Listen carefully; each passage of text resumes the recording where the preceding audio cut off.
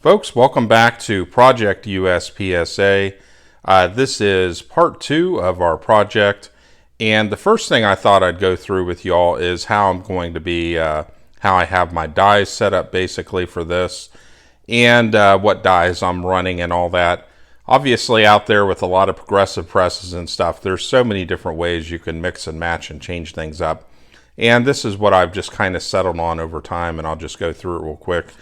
So first thing here is we have our sizing die. This is from Reading. They make a 9mm die set that is set up for progressive presses. It has kind of a beveled edge and all that down here on entry for the case, different things like that. It's a little bit bigger, I think. It's a little bit taller as well. And I like a lot of Reading stuff. It works very well. You do pay a bit of a premium for it. But I think probably they have the top quality in terms of any reloading equipment out there. So that's the sizing die we're running. Then for expanding here, we are running a Lee expanding die.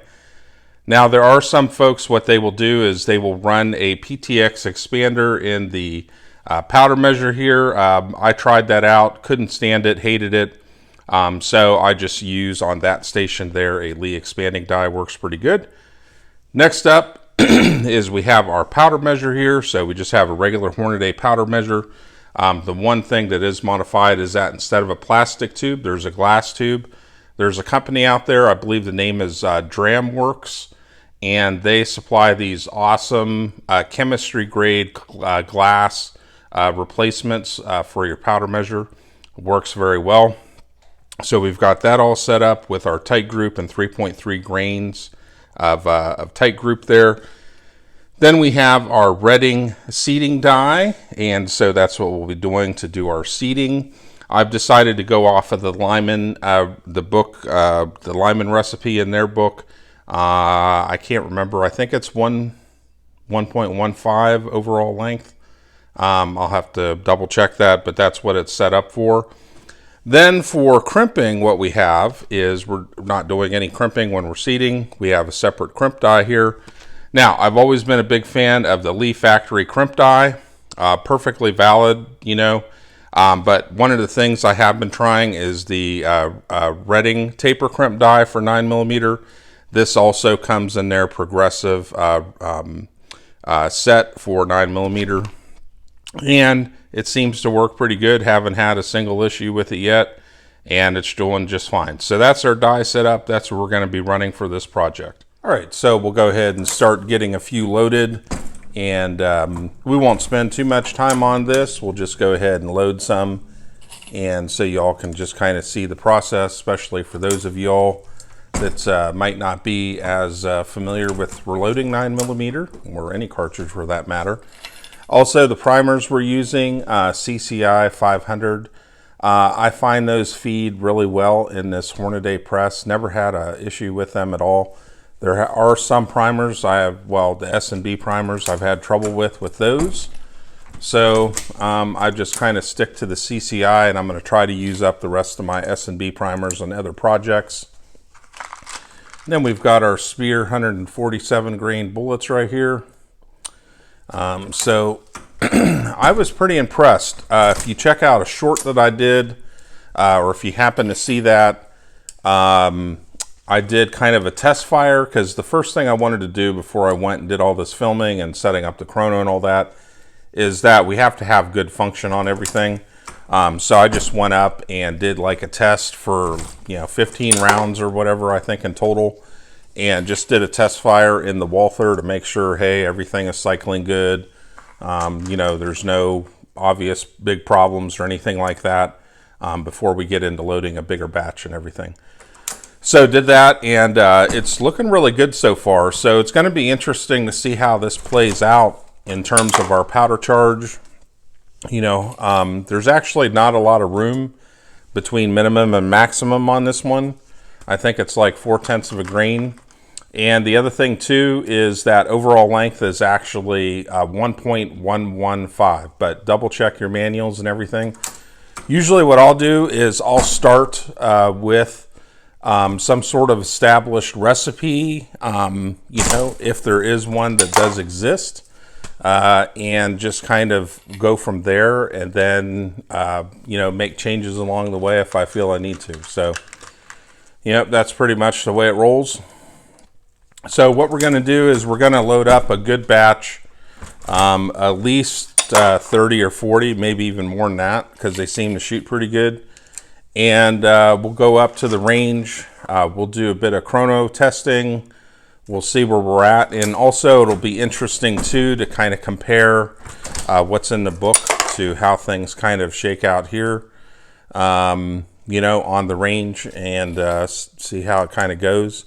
And we'll do a little bit of accuracy testing too, and just kind of see how that comes out, and then kind of make a decision in terms of where to go from there. So it should be kind of a fun project. I've never loaded 147 grain bullets before, so we'll kind of see how it all pans out. Should be a lot of fun. So next time, coming up next, what we'll do is we'll head up to the range, and we will go ahead and get the chrono set up and get going. Okay, folks, so now we are up here at the range. We have our 147 grain Speer bullets here loaded up with 3.3 grains of Titegroup. So far from the little practice I did before to make sure they cycled, they seem to shoot really well. So it's going to be kind of fun to see what kind of data we get out of this. And also too, beautiful day, perfect late spring day in the low 70s. So going to have a lot of fun today shooting. Okay, 3.3 grains of Titegroup, 147 grain bullets. Let's see what we got. 939, 949, 945, 922, 961, 944. A Porsche. 941. 920. 926. Okay, folks, so let's have a look at the chrono data. So it looks like we had the first shot 939, the second shot was 949, the next shot was 945, then a 922, a 961, a 944. All this stuff sounds like different Porsche models. Perhaps we'll have a Porsche 944 on the channel at some point. How about that? A 941, a 920, a 926, 917. So very tight overall. And also too, it looks like the power factor. I have never been to a USPSA or IDPA match where anyone has ever tested my ammo. But anyways, those of y'all like the power factor, it looks like it's kind of in the upper 130s. And the foot-pounds, around anywhere from 274 to 300 foot-pounds of energy. And it looks like an average. What's our average here? Let's see. Yeah, it looks like our average is 936. So yeah, overall, very consistent, so pretty happy with all that. Can't complain. So now let's go ahead and do a little bit of accuracy testing and see how that goes.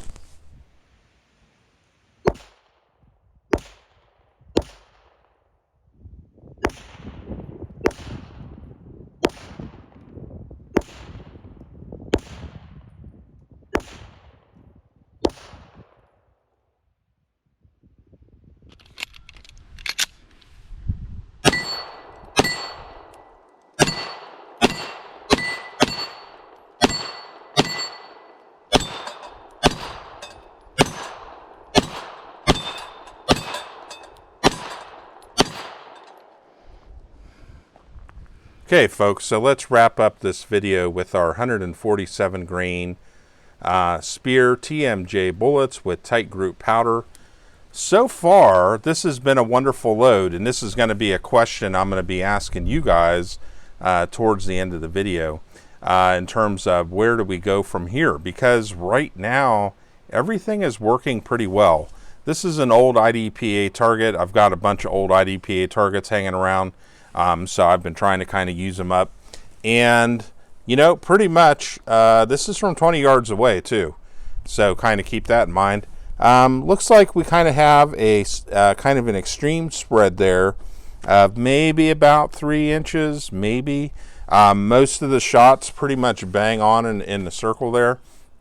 And keep in mind, you know, in IDPA, if you get them all in here, or you get, you know, your shots in there, that's what you're looking for. So who's going to bitch or complain about that? You can't. So I think these rounds are working pretty good, and can't complain about the accuracy. Our feet per second, we're in the 900s there. So here's the question for you guys. I'm kind of weighing up kind of where to kind of go with this if I do a part 3. Drop the powder charge maybe slightly, raise it maybe slightly. I don't know. I don't know. I mean, it's working. So sometimes that happens with the reloading. You go through these different projects and, you know, you got to fuss and kind of fight your way through it and, you know, go through all these kind of ups and downs, setbacks, whatever, to kind of get to where you want to go. And then something like this, well, it just kind of works out of the box. So I'm kind of a little bit thinking about, you know, what do I do with it? So if y'all do have any comments, please leave them below, and I'll look forward to reading them and maybe give me some ideas in terms of, well, should we lower that powder charge? Should we up it maybe a little bit? I don't know. It's something I can always go ahead and do and see how it works out. And then if I don't like it, I can always go back to this. But yeah, so here we are in our beautiful day. I'll get the target out of the way. And yeah, here we are at the range. I mean, can you beat a day like that? You sure can.